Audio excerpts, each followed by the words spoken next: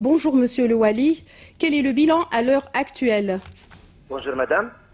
Donc effectivement, nous avons enregistré hier vers 18 heures au niveau de la ville de Tébessa le passage d'un orage qui a provoqué, comme vous l'avez dit, des pluies torrentielles qui ont dépassé 50 mm pendant 45 minutes uniquement.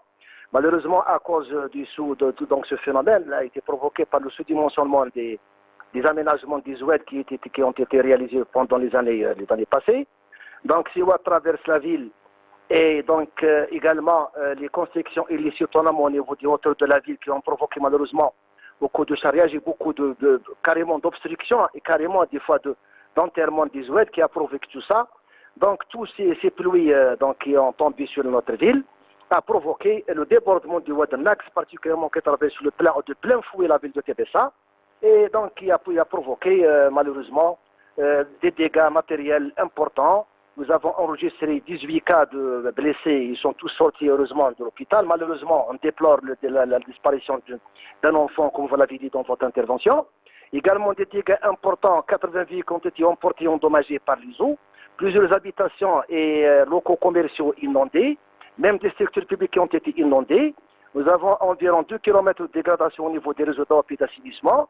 Presque 200 avaloirs et regards à prendre. En plus donc des galeries de Souad qui ont subi des dégâts importants, et également nous avons des dégâts au niveau de la chaussée. Environ 10 km de chaussée et de trottoirs ont été touchés par ces pluies pendant la journée d'hier. Donc beaucoup de dégâts matériels.